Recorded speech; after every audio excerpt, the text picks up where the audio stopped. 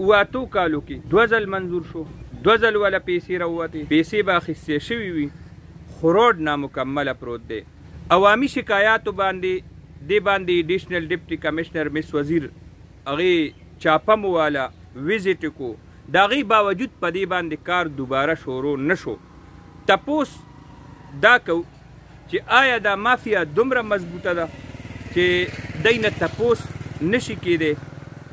نو که دا حل نو بیا خو الله خیر سلام. السلام علیکم ګرانو کتونکو، تفهیم ما دې ټایم کې زه وزیر ګړی اورمړ روډ باندې ولاړم.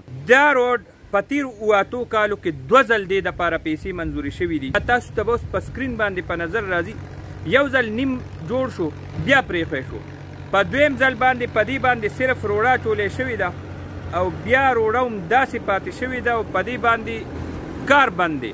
سوال دا دی چې لکونه روپۍ د دې دپاره منظورې شوې، نو دا کار مکمل ولې نه شو؟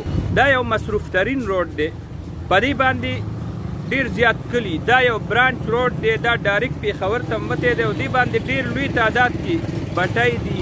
دا د زمیندارانو د منډۍ ته د رسېدو یو ډیره لویه وسیله ده. په دې باندې د حکومت توجه هغه ستاسو مخې ته ده چې تیر 8 کالو کې 2 ځل منظور شو، 2 ځل ولا پیسې راووتې، پیسې به اخیستې شوي وي، خو روډ نامکمله پروت دی. عوامي شکایاتو باندې ایډیشنل ډیپټي کمشنر مس وزیر چاپه مو والا ویزټ کو، د هغې باوجود په دې باندې کار دوباره شروع.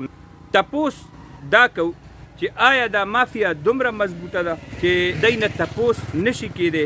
نو که دا حل نو بیا خو الله خیر سلام. مونږ د خپل مشرانو نه، خپل MNA MPA ډیپټي کمشنر او دې مشرانو ته مونږ درخواست کوو چې خدای دپاره په دې روډ باندې توجه کوي. دا زمونږ د دې علاقې د زمیندارانو دې سره تړلې انډسټري چې کومه ده، کارخانې دي د خښتو، دلته کې ډېر لوی کلي پراته دي، پېښوره پورې دا یو لیکه ده.